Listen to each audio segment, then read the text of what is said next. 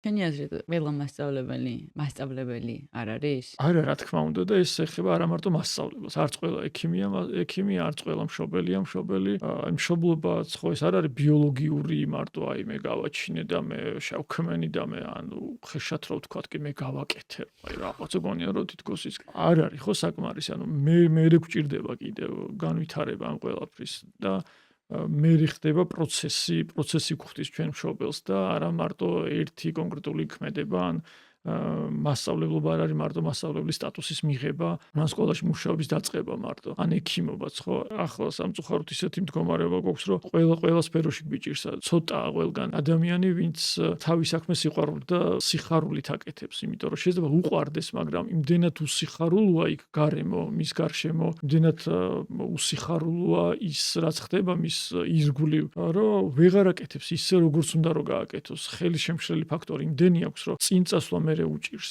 და ან ნებდება, ან მარცხდება, ან სხვა პროფესიაში გადადის.